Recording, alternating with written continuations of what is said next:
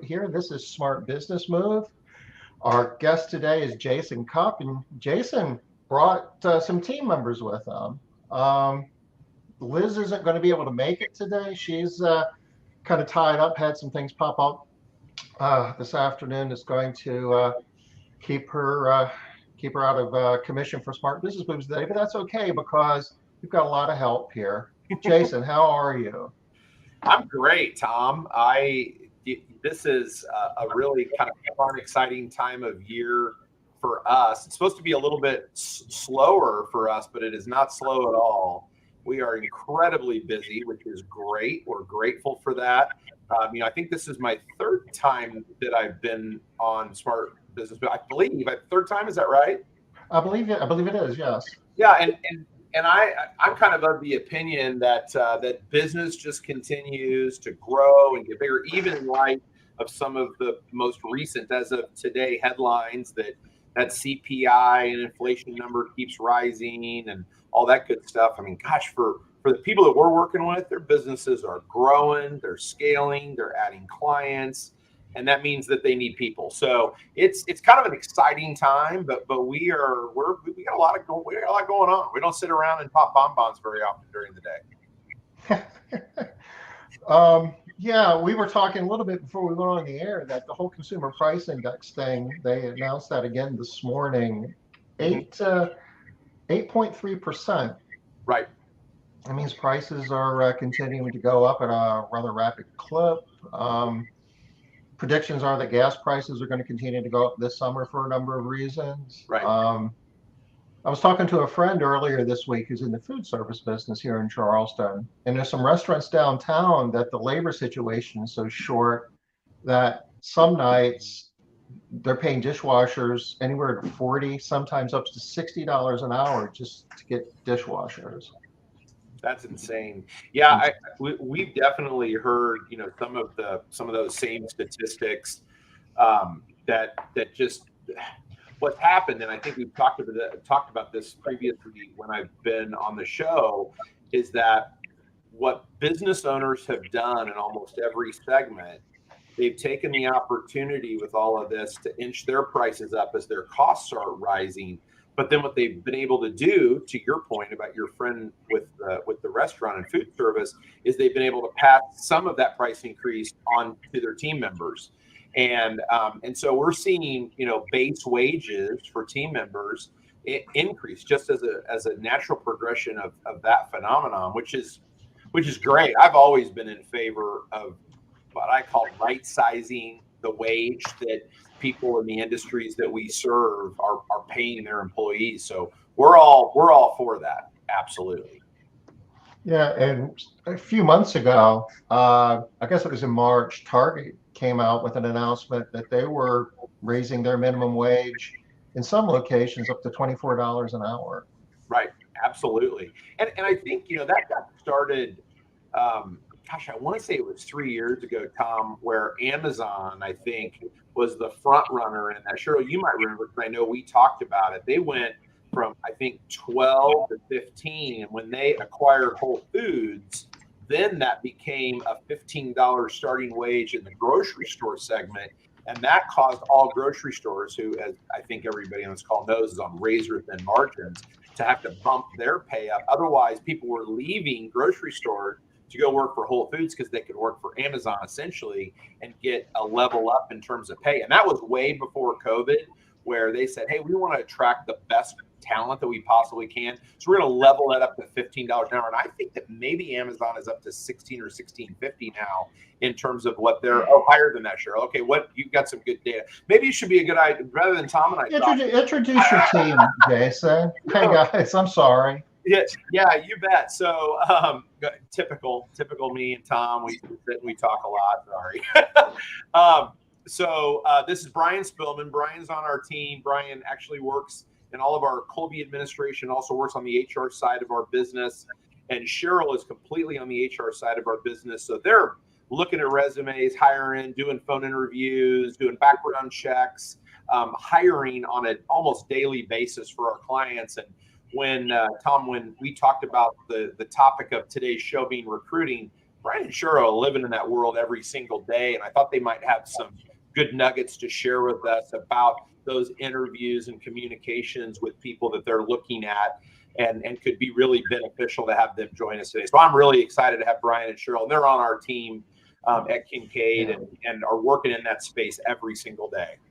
Yeah, I appreciate you bringing the crew with you here, because this is an important topic, and this is like a really important place in time. And a lot of us have been running businesses for a long time, and things are relatively static. But the whole, ever since COVID, I guess we've been dealing with unprecedented events and issues. But gee whiz, we're with the labor market and inflation and everything else. What used to work doesn't necessarily work anymore. Yeah, that's true. So what Jason was saying, I can kind of give you some more information. I was driving down the highway on a long trip, and this is in a rural area, not far from Kansas City, so like 45 miles south. And they had an advertisement, huge billboard on the side of the road for Chewy.com warehouse, $23 an hour. Mm-hmm. Wow. Amazon is $21-ish an hour now in our area. So the rate of pay that we are paying people is definitely going up. As you said, with the dishwasher story, $40 an hour to wash dishes is unthinkable. And no one probably ever thought in a million years that we were going to be paying anybody that. But you're desperate and you're in a restaurant and you've got all these people that want to come there and you can't find people. What are you supposed to do, right? What part of the country are you in, Cheryl? Oh, I'm sorry. I'm in Kansas City, so we're in the Midwest. Okay. Where it's not like you're in downtown Manhattan or anything. Oh no, I am in normal everyday America. Okay. we are not in the very, very high cost of living area, but the fact is that there are people who are expecting more money, and they know they are a hot commodity, so they are going to try to get as much as they can. I read an article today about ghosting, where we all have heard that, right? Where you've set up an interview and someone just no shows you, then you respond to them, and then they never get back with you ever again. And you're like, okay. Or it's worse now. Apparently, people are accepting jobs and then never showing up to the job. And then when you call them thinking we're all good, right? You're going to show up day one. You can't get a hold of them. They won't answer the phone. The email, they just completely ghost you now before they ever have an opportunity to no show you. Unfortunately, that's the way it is. And are these jobs like, technician type jobs that we typically hire for a business? I mean, what type of positions are these? It's all aspects. The article I read was office work, as well as the hospitality industry. Pretty much, it's hitting all industries. So because the rationale they gave is that the generation coming up is very, very comfortable with being ghosted or ghosting people on dating apps. So to them, it's not a big deal to just not show up, even though I said I was going to show up or whatever, which is totally not professional business etiquette. But this is what is real, people. This is what's happening now. We were hiring for a client, and the salary range, let's call it between 80 and 100,000 a year, and Cheryl and I would get ghosted on a weekly basis. It was mind blowing to me. Still is. Like and we would go so far as to use our own Calendly links and say, schedule with us. We'll let you decide, when you want to do this interview, and then they do that and then not show up. I mean, it is a different world we're living in. And these were people, I guess, who sent you a resume that actually had professional experience, that had invested in their career, and they wouldn't have had that resume if they behaved that way all the way up to this point. So that's just hard to fathom that things can change that much. It's true, though. It is unbelievable, but nobody thought we would be here 3 years ago, right? In this situation. So it is. Well, and I think that so I've been doing hiring for, gosh, more than I want to admit. And this happened back then. I always kind of said, I was telling somebody earlier today that, hiring was tough 4 or 5 years ago. It got a lot tougher in COVID, and it's almost returned to some degree what it was pre-COVID. And so it just is amazing to me that there's qualified people. So on paper, they're qualified. They've got a great resume, work for good companies. And then they get to the point where they just don't show up for the first day of work, or they've got a face-to-face interview set up and they just don't show up. And we don't know what the motivation is, because I wasn't brought up that way. I don't think any of us were brought up that way. I mean, I would have gotten a lot of trouble if I did that, growing up. I grew up with a different level of ethics to be able to morally have a moral compass to not do that. But it is so common. And so, one of the strategies that we try to work through is to send them through certain checks as you go along, to reply to a certain email by a certain day, giving certain information. If they're unwilling to reply to an email in a timely manner, that's probably the way that they're going to handle their job. It's not going to be on time. They're going to procrastinate things. And that's not what any in modern business or people that we're working with want at any regard whatsoever in their business. So it's really interesting. The vibe that's out there is super bizarre. So one technique that you can use as an employer is to try to create some challenges for that candidate to work their way through to prove that they're serious. Yes, that's what I would do. I would definitely do that for anybody in any kind of office position, or like a customer service person on the phone, or anybody that has to answer clients in a timely manner, either by email, phone, or text, chat, whatever, or in person. Just for the fact that you want them to do things a certain way, right? You have policies that you like things to be done a certain way. So if I ask you to set up this interview using this link, do not email me back and say, when can I talk to you? Okay. I gave you specific instructions. I need to find out, can you follow instructions? This is why I'm doing this. To find out. I guess the challenge is, or the problem is that I have some dogs misbehaving, excuse me. We talk about the JOLTS report every month, and that's like the number of job openings that are, in America and in the US, and there's like 11.5 million job openings. There's like 6 million people looking for jobs. So there's like 2 jobs for every person that's looking for work. So, you want to like vet people, and you want to do all these things to kind of filter out the people that aren't serious. But at the same time, you find yourself in a situation that you don't have any candidates at all to talk to. The human reaction is to reel back on that. It's like, well, maybe we shouldn't make this so hard. Right. Well, I mean, when you're in a situation where you need a body, what are you going to do? I mean, you need a body, right? So unfortunately, you're right. There are a lot of jobs out there right now.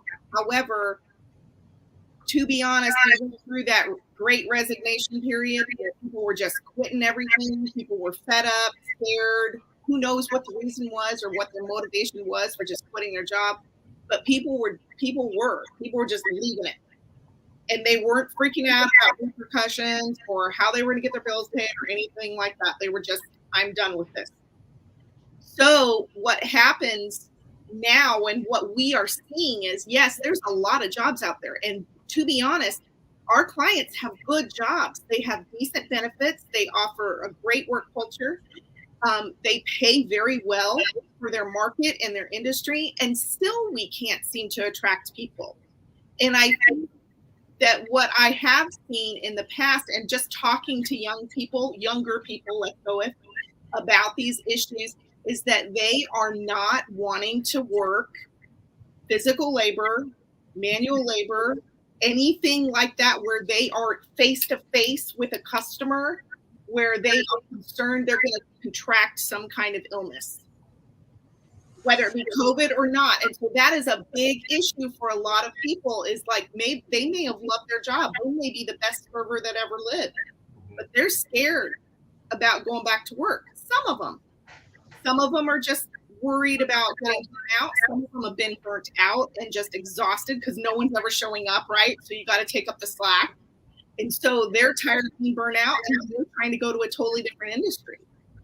So, I mean, yeah, there's jobs there. There's millions of jobs there. But there are people who are not applying for these jobs, even though they meet the skill set and could do the work. Well, the thing I might add, and I've seen this, and I don't know, Cheryl or Brian, if you've seen it, or Tom, also, I know you're always hiring folks as well, is that we've got those folks that are taking, and I don't want to typecast somebody, but kind of a millennial attitude that they want flexibility of work hours. They want to be able to work remotely. They want to be able to do things kind of on their terms. They're committed, loyal employees when all of their check marks are checked. But if they're not checked, then they oftentimes are not interested in that long term. They're okay skipping around and jumping around in terms of jobs, which, I mean, I have had, I don't know, but I've had like 2 jobs in my entire life, or maybe 3, so, and I'm 49 years old, where most people have had 10 jobs or 12 jobs or 15 jobs, because they just jump kind of looking for that utopian position. And sometimes, even though I know that money is money and money makes the world go round and people need the almighty dollar, I get it, I understand it. Sometimes money is not the motivating factor. It's the way that a job or a position or a career makes them feel, and what the culture element is, more so than what the almighty dollar is, as long as their needs are met financially. I would 100% agree with that. Culture's king right now. Like, people, I have heard the term work-life balance at least 50 times in the last 3 months on interviews. Yeah. People do not want to work like to death. They want to enjoy their time. Yeah. So we have done a really good job of painting a pretty bleak picture of what we're dealing with as aspiring employers, right? Right. So, no lie. That's true. Sorry, but it's true. It's also a change of mentality, and I'm going to tie this in with parenting. And people are going to say, "Wow, this guy's nuts." And Tom and Cheryl and Jason and I are roughly the same age. When we grew up, you'll do this because your father said so. Oh yeah. That was the mentality, and in a lot of ways, that was the mentality of a lot of bosses. Was because I'm the boss and I said so. The millennial generation, I'm not saying anything bad about them. They have created efficiencies that no one else has, that my hat's off to them. I will not slam a millennial ever. But that is that mentality has gone into the workforce of, no, I don't want to do that. And okay, you're the boss. You told me to do it. I don't care. And so I'm going to go somewhere else that has a better culture, where someone's not barking orders at me. Because those same people, if you said, look, I need you to do X, Y, and Z, and here's why, 9 times out of 10 will do it. It's just bizarre how the two are so connected. Because we did things because our dad or mom told us to. We didn't need the logic. This generation really seems to need the logic. The why. They want to know the why behind it. They do. They want to know the why. And here's another thing. This generation and the one coming up after that, even the Zillennial people, are very collaborative. They are used to working with group projects all the time. They are used to working on a team. They like to do things as a team. They like to be recognized as a team. They want to work together as a team. And, I've seen some like psychological studies about how to get people to do stuff that you want them to do. And a lot of times they've proven that, or at least there's studies that show that the why doesn't even have to make any sense. You can just give them a why, why, because it's really important. We need to do it is better than nothing at all, So, we're in a hurry. It's late. We've got to. There's always like a canned set of whys that don't really flesh things out very much. But a lot of times it'll move people better than nothing at all. So with this bleak picture, and it's 2022, and there's 2 jobs for every person looking for a job. This number, the job participation rate, is at all-time lows. What do we do? I mean, you guys are out there doing this every day. So let's share some hacks. Let's share some best practices in terms of, what do we do as people running cleaning business owners? How can we recruit talent that will come to work every day, that will come to an interview, won't ghost us, and will We'll show up and work. perform at a high level? I have a handful of things, and I'll let Brian and Cheryl clean up what I'm getting ready to say, because I'm going to get way above the clouds. They might have some more tactical things to throw into the mix. But number one, I think that we really need to create an environment where we can be quick to hire, that we don't let people hang on to a string for very long. And so if someone that's great takes the time to apply, we need to respond to them quickly. We need to set up a phone interview or a face-to-face interview as quickly as we possibly can. And if they're the right candidate, we have to make an offer as quick as we can. If they're a great candidate, they're going to be gone to the next company in 2 days. And so we need to be quick. We need to be quick to market. We live in a world today where any of us and anybody that's watching this right now can order something on Amazon. Depending on what major city you're in, you can get it today or tomorrow without doubt. And so we live in this world where it's quick to market. So the first thing is quick to market. The second thing is that hiring is absolutely a full-time job. You need to constantly be leveling up your effort to hire and hire constantly. You have to be developing the bench, to use a sports reference, and you need to be a great coach with lots of strategy behind building that bench up to the best possible bench that you can create.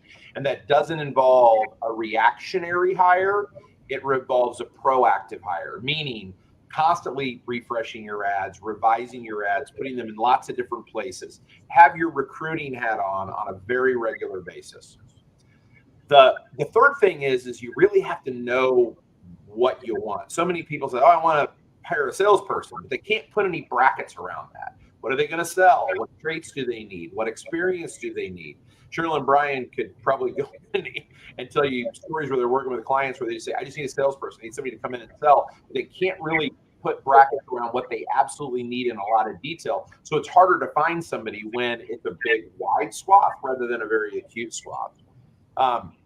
The other part about it, which still blows my mind, in 2022, is that I feel that great business owners spend tons and tons and tons of time creating client acquisition strategies. They have consultants, they have marketing companies, they're spending tons of money on Google AdWords and Facebook ads and SEO and building their website up, and they're having regular meetings and dashboards and all this crazy stuff to acquire the elaborate campaigns that, high levels of automation. Absolutely. But they don't have that on the hiring side. They almost expect that they're going to go acquire all these clients, build all this revenue up, and then they're not developing strategy, processes, automations, budgets, hiring professionals, really making it an every single day strategy to go and acquire team members. And the thing that I back into kind of on the other side of our consulting company, on the financial side, is that we have things like CAC, client acquisition costs. We've got all of these categories on a P&L, and then recruiting is like $800 and I'm not suggesting you need to go spend crazy money on it, but you can go and sell it. A very wise person told me a long time ago that if you sell it, you have to produce it. If you don't produce it, you're not going to be able to sell it again. Meaning you got to build up your operations to be able to work through the client acquisitions to deliver the product that you're promising your client. And that requires recruiting and those processes. And it blows me away that that's not something that people are really kind of peeling down and say, what works for me? What works for me? And review sites are such a big part of marketing at this point. And any house cleaning company, if they get like a bad review, the sirens go off and like everybody drops what they're doing and everybody starts freaking out. What are we going to do about this bad review? Totally. How many companies even think about Glassdoor and some of the other review sites for them as an employer? Is that, I think there's a large number of companies that's not even a consideration.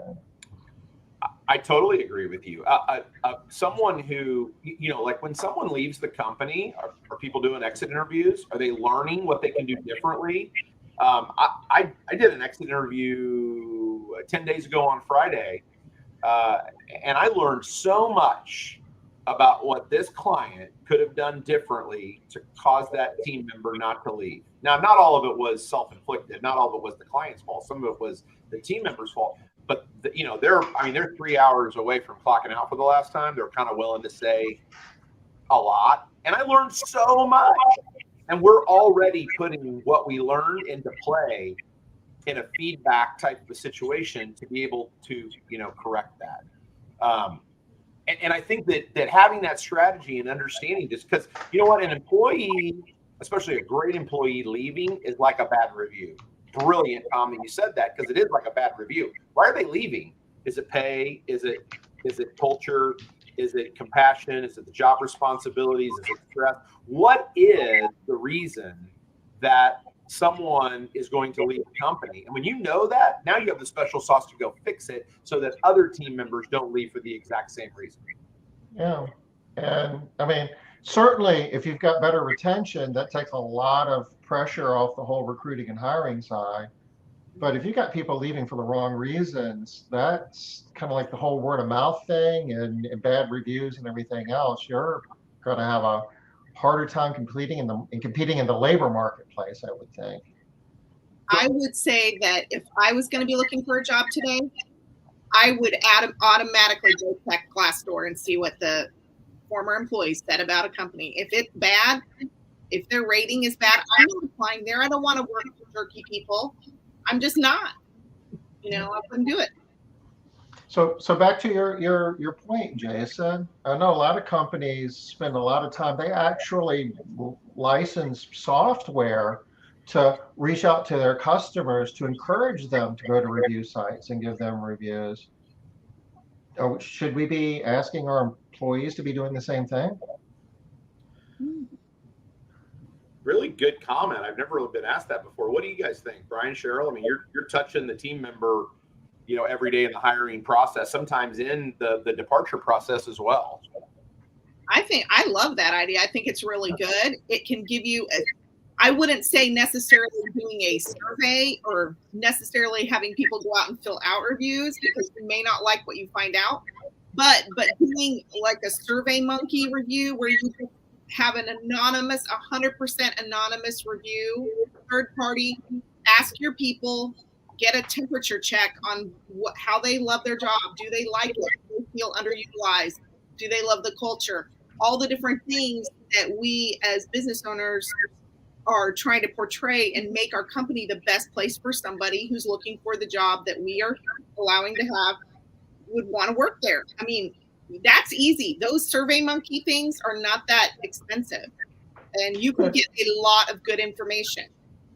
I know a lot of companies train their office staff that every time they talk to a customer, the customer says, "You guys really did a great job at cleaning my home." The automatic response is, "Well, thank you, Mrs. Jones. We really appreciate that. We're a small company, and a lot of how we grow is through reviews. Would you mind going to Google and sharing that information?" So as talking to your employees and that work for you every day, and some of them hopefully are happy and like their job, and when you have an opportunity to say, what, we're a small company, and a lot of what helps us find team members who embrace the same values that you and I do is through review sites like Glassdoor. Here's a link. Would you mind going there and telling Glassdoor how much you like your job? I think that people are afraid to do that, Tom, because they're afraid of the opposite. They're afraid of giving permission for someone to go and put a negative review up. So I can see both sides of it. I think most employers are hesitant to get critical feedback because they don't know if they can fix it, or they don't know if they can implement it, or they don't know if it's going to be a budget killer. And so I like the idea. I love getting feedback, because then I think that, what we don't know, we don't know. If we don't know, we can't fix it, right? And I think most great entrepreneurs that we're aware of want to go and fix it. They want to build the best team, the best business, the best set of financials. But if they don't know, they don't know. Yeah. I see this time and time again that business owners are afraid to do things because rate increases, for example, business owners are afraid to do rate increases because they're afraid all their customers are going to quit. Right. And time again, it's been proven that they don't. I mean, you might lose one or two, a small percentage, but the amount of money that you're going to be generating off the rate increase for all the ones that take it more than make up for the difference.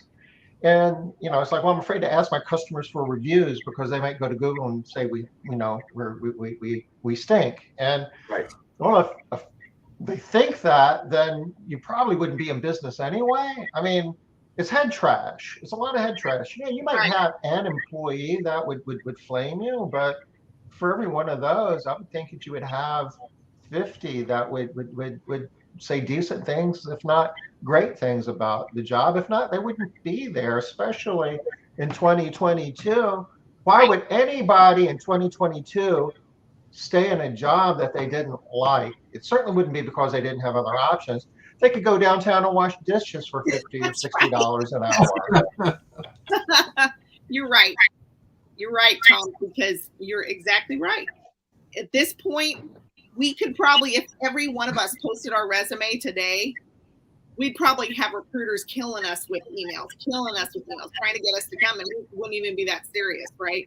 We're not serious. But the point is that there are so many jobs available to anybody. So if you absolutely hate your job, you're probably gone by now. Right. Or you're on the way out because you're probably getting fired because you hate your job so much and everybody knows it. So, it's one of those things. Jason, Ola has a question for us here. Ola August has been a guest several times, number of times, and he's an awesome business owner up in Massachusetts. And he wants to know, when it comes to retention in a laborious industry, how do you handle that? I almost feel like there is a lifespan on team members on how long they can stay in the field. Good question. I think it's a great question. And it's so fun for me because we've just recently reconnected, just like probably in the last maybe month or so. And so that's kind of fun to see him on the show today.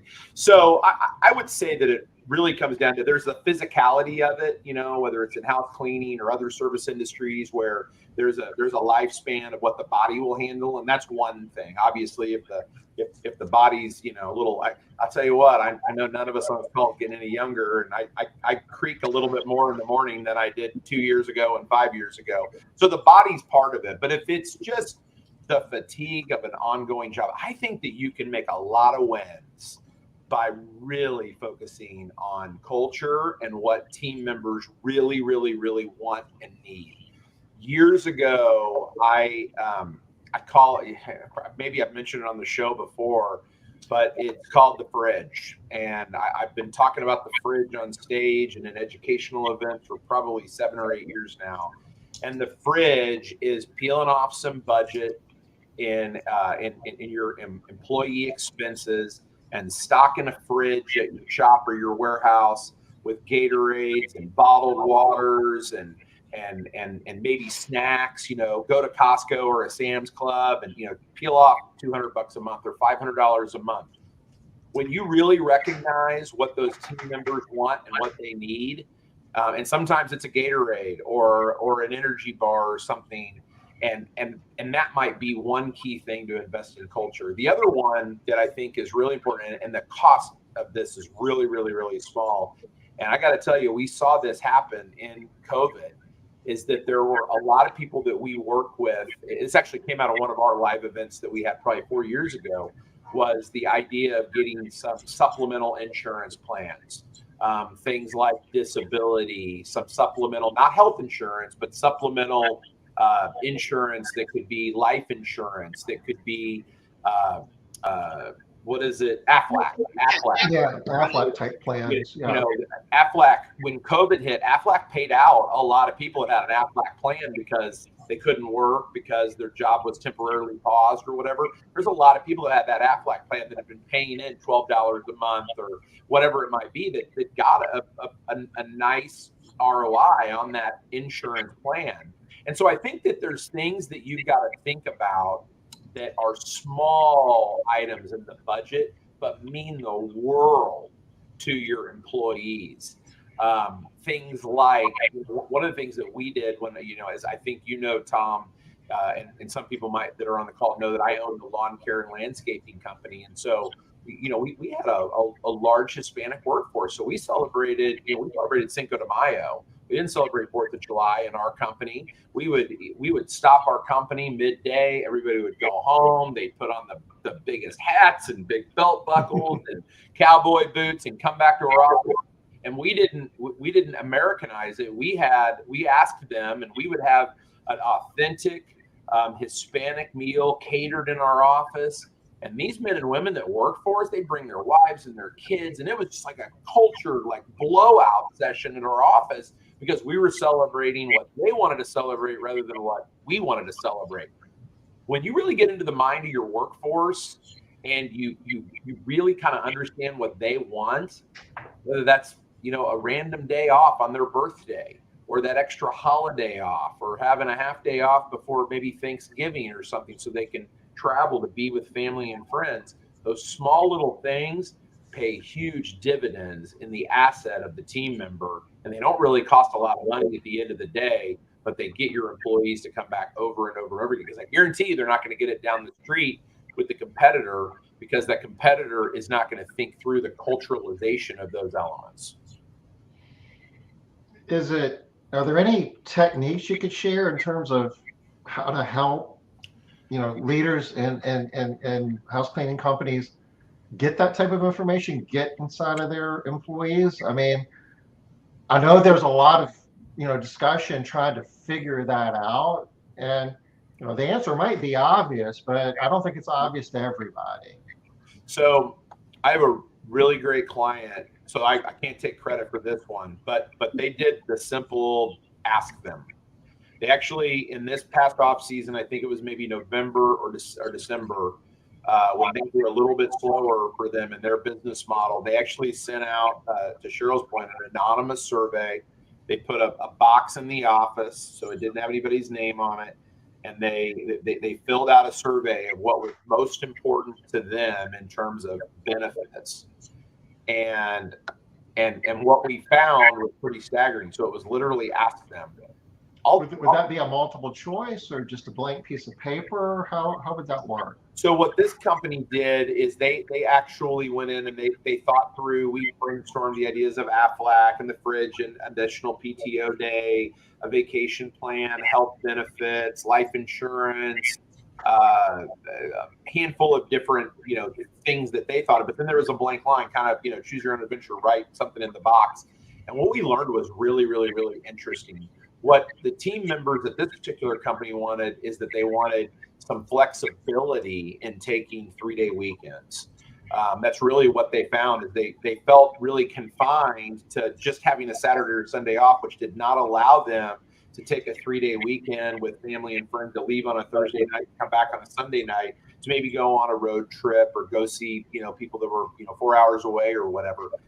And it reminded me, when I saw that come back, there was an article that came out, I believe it was CBS Sunday Morning, it might have been 60 Minutes, but I think it was CBS Sunday Morning maybe 4 or 5 years ago, about the power of the 3-day weekend, about allowing employees to periodically have that 3-day weekend that's not a 3-day weekend that is tied to a holiday. That it's, maybe you get to choose 2 3-day weekends a year as an additional benefit that team members can take, so that they can have a little bit of time to re-energize and put the fuel in the tank for them to feel like they can take that time off. There were certain criteria, as you can imagine, like 2 team members couldn't take off the same 3-day weekend, and you can't over abuse it. I can tell you, so our company, which is a new kind of strategy that's out there. Our company has unlimited PTO. So our consulting company has unlimited PTO. So Brian and Cheryl and other team members can ask for as much time off. In fact, Cheryl will be out of town for one of her kids' graduations the next 2 days. And we're happy to, give it to her because Brian and I will be running the show along with our other team members. And that's completely okay. We've got a couple of criteria in there. But we do offer unlimited PTO, and that's a trend that's happening in some business. Now, I also understand some businesses can't do that, and so there needs to be some guideposts in there to make sure that people don't take advantage of it, and some criteria on the way that that's granted. But when you can find those small, teeny tiny little things that make a big difference to your team, they're going to stick around, and they're going to enjoy that, and they're going to love that because it provides them the flexibility.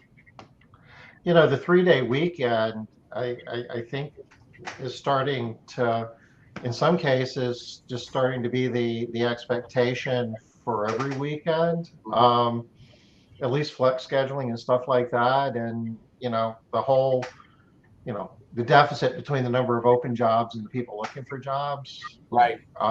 Some of the things that used to be considered as, this is a really nice benefit, I think more and more is just kind of a basic assumption, and not to say that everybody's doing it, but I think more and more people, things are moving in that direction. The unlimited PTO, and that is paid PTO, correct? That is correct. Okay. Yes. I've read a little bit about that, and I've seen some numbers that, where people actually take less time off under that situation than they do when they're earning, 3-4 weeks of PTO a year, that use it or lose it. It's like, oh, well, I guess I'm going to take, these days off because, I'm going to lose it otherwise. Where if it's just unlimited, they take less time. Right. I totally agree. Brian, Cheryl, you guys need to be taking more time off. You really do. Okay, I'm doing it tomorrow. And then Brian's going to be gone the next week. So we're doing it. And the magic it makes that work is you can take as much time off as you want, as long as the work that you're responsible for is being taken care of, right? Right.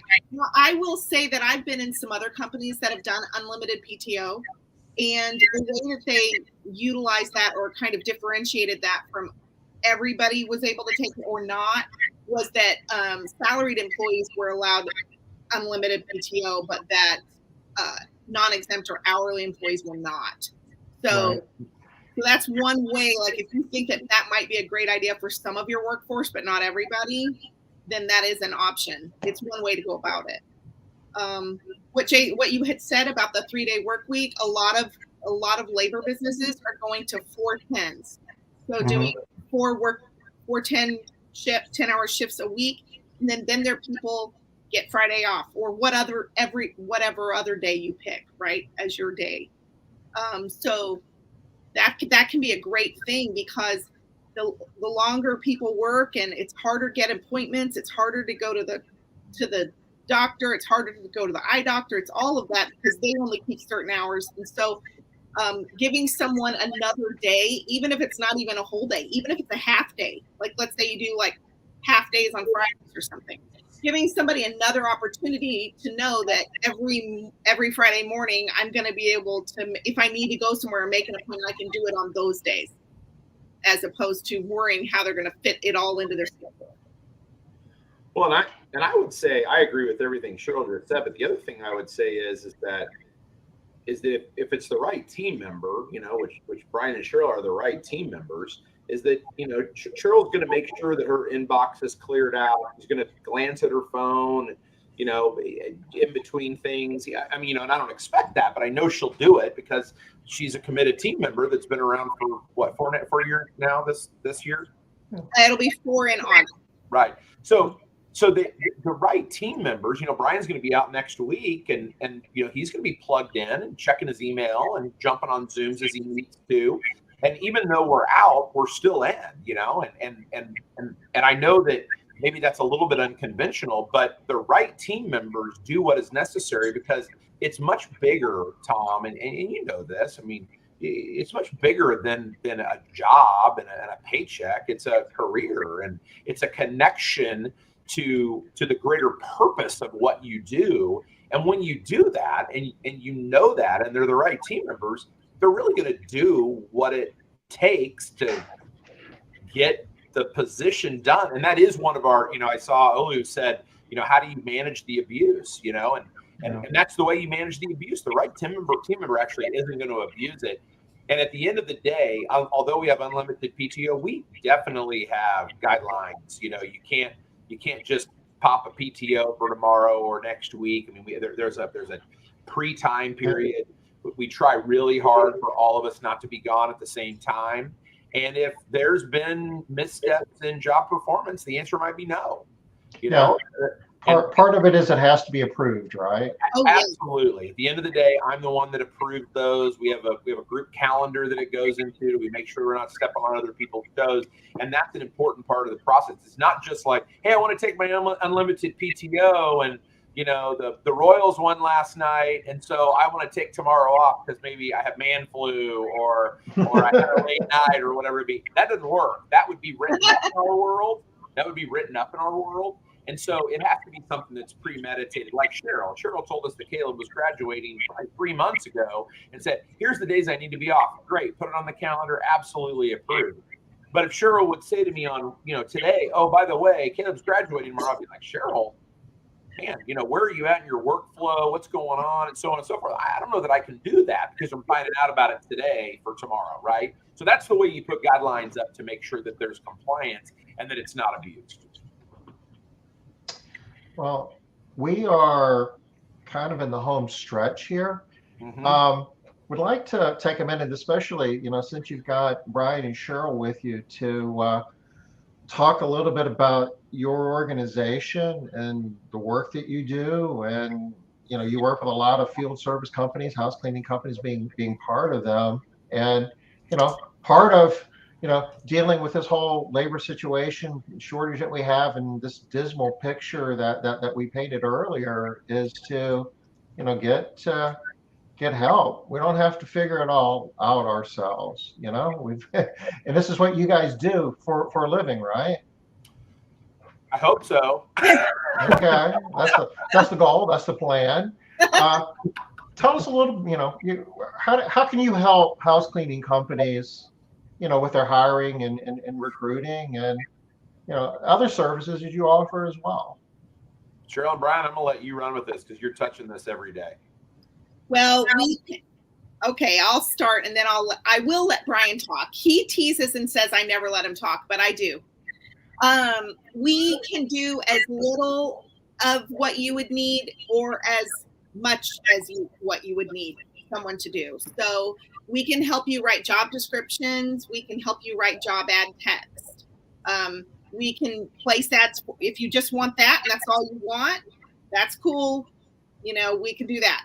If you want us to place the ads, but maybe you want to review everybody and you don't want us to talk to anybody, you just want us to place ads for you and send all the candidates your way, we can do that too. If you want us to do all of everything I just said, as well as screen everybody, get the best candidates to you, and then send like the top 2 to 3 people, we can do that as well. We can also set up interviews. We can do offer letters. We can do reference checks. We can do background checks. We can do all of it. We can, like I said, we call that the soup to nuts. We can do all of everything or as little as you need someone to do. We are very good at hiring. We understand that you business owners do not have a lot of time to spend looking through the 300 resumes you're going to get, especially for unqualified people. You're going to, maybe 100 people are going to be unqualified right off the bat, right? You don't have time to go through every one of them and look at them.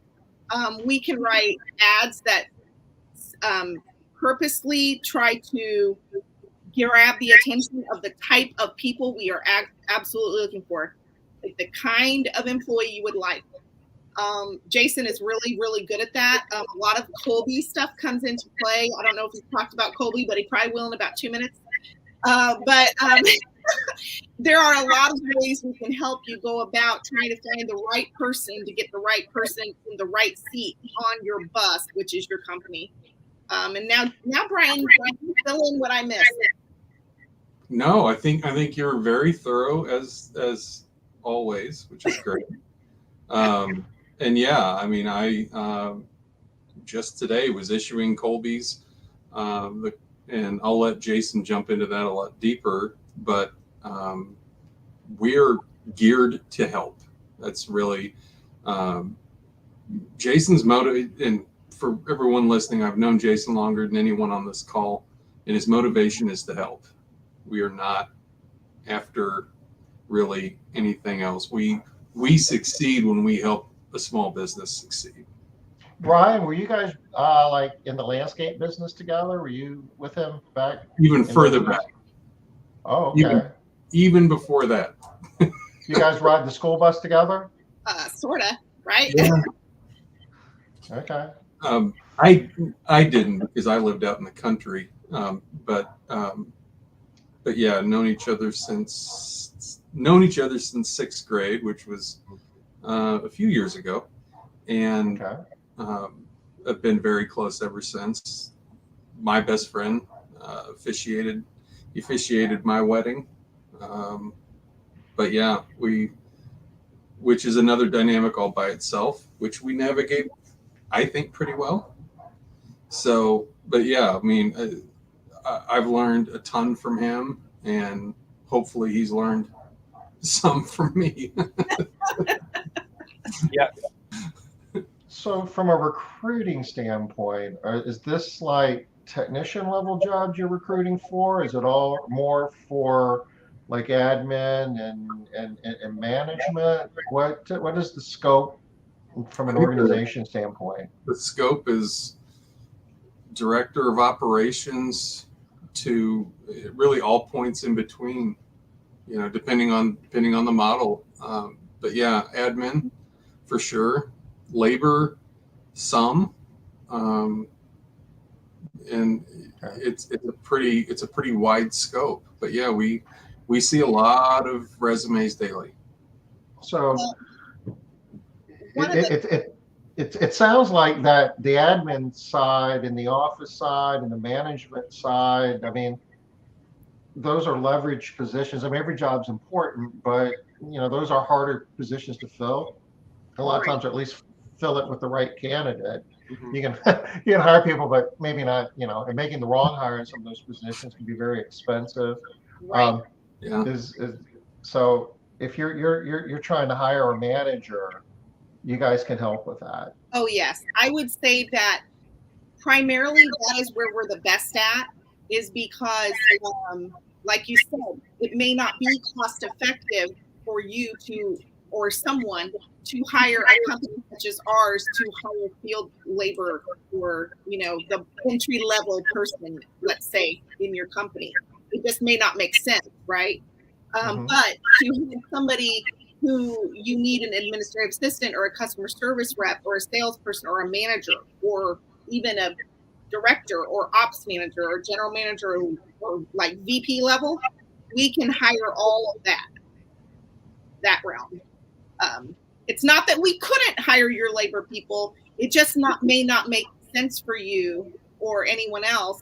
Depending on your financial situation, it might not be as cost effective as it would be for you to do the majority of the hiring. That doesn't mean we couldn't maybe help you write ads, but for us to place ads and just full soup to nuts, it may not be the most cost effective. Am I right, Jason? What do you think about what I'm saying? Well, I would say absolutely all of those positions: sales, operations, office admin, bookkeeping, customer service, all of that are positions we hire every single day. I would say that the more specific technicians, Tom, we have the ability to hire. But Cheryl's point is that sometimes the platforms that we do the advertising on, it can get a little costly, and you've got to pay to play in those spaces. So sometimes when people come to us, it's just not something they want to invest in. But we can do it depending on what the position is in the company and where they're located. It'd probably be a one-off for us, but we definitely could do it just depending on a couple of those factors. But I hear this all the time. I'm looking for an office manager, an operations manager, and I just can't. I hire people and it doesn't work out right. And I just can't, find the right person. This is what you guys do. We just made an office an operations manager hire yesterday. yesterday. So that's something we do every single day. Review resumes and whatnot for those critical management positions. We'd be happy to talk to anybody about that process. So you've mentioned Kolbe a couple times here, and I know that we've touched upon it and some of the prior visits to Smart Business Moves. And the 3 minutes we have left, Jason, sorry, can you kind of give us a thumbnail of what Kolbe is and how that can be helpful in finding the right candidate? Absolutely, yeah. So I've been Kolbe certified for almost 17 years, and Kolbe is an assessment tool. It's an index that measures a person's natural instincts. Doesn't measure personality or skill. It measures somebody's natural instincts, and those natural instincts allow us. They don't change over time, so they allow us to be very predictable and very reliable in assessing the way that either a current team member or a potential candidate would be in decision making, problem solving, communication, kind of completing the work process, the work task. What is it that they do? The path, the road, the map that they're going to go down to accomplish a task that they're going to be faced with every single day in their position.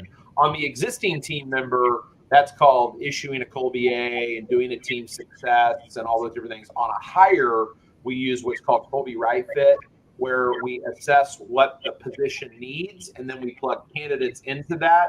And Kolbe Right Fit will give us a grade of A through F about whether or not they have the instinctive ability and drive and energy to do the job.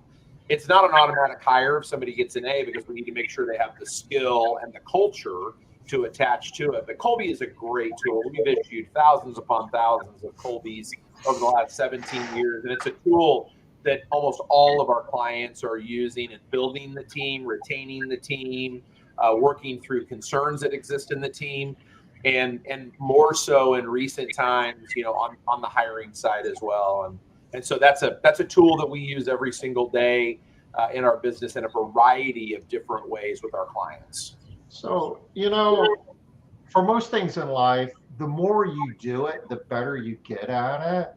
And for most of us who are running like house cleaning businesses, we don't get many opportunities to hire, these leverage positions, office managers and operations managers and positions like that. So it's not surprising to me, just thinking about it and talking to you, why we oftentimes mess it up. We just don't have a lot of practice at it. Sure. If you're doing it on a regular basis, if you're doing it every day, and you've got these tools that you can use to make better decisions, you guys are going to do a better job.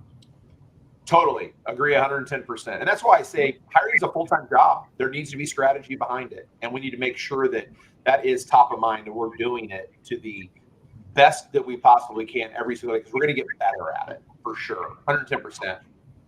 Well, Jason, I dropped the link to your website in chat. I'm assuming if anybody wants to know more about, the services you offer and how you can help them, they just go to your website and reach out that way. Absolutely. Just hit the contact, throw an email in there. Those emails come directly to me, and I will kind of push them to Cheryl or Brian or someone else to take care of it, or myself if it's something for me. So that's the best way to do it. Email is kind of our lifeblood in the way that we communicate every single day. As you know, Tom, when we are communicating about coming on Smart Business Moves, we're emailing back and forth and whatnot. So email is the best, and you can get those email addresses and everything on our website. Well, Brian, it's good to see you again. Cheryl, it's nice meeting you. Jason, as always, your help is much appreciated. You're an awesome guest, and you do important work, and we appreciate you sharing a little bit, some tips and information that can help all of us do a better job in these very trying, labor market times. We are at the top of the hour. Any last thoughts? Any last thoughts, Jason? No, I just to everyone's success. I mean, I always say that you got to have a great product. You got to have great processes within that product. You have to have great people behind that product. And if you do that, you're going to have great profit. And so people is such a great part of it. And I hope that today's hour that we all spent together was an investment in everybody that's watching people, because that's important. Yeah. And if you're trying to fix some things in your business, especially, hiring, leadership in your organization, you might want to talk to Jason a little bit. He's got some ways that he could definitely help you. Jason, Brian, Cheryl, again, thanks a whole lot. Appreciate you being here. We'll be back next Wednesday, 5 o'clock Eastern, for Smart Business Moves. Until then, take care. Take care. Be good, everybody. Bye-bye.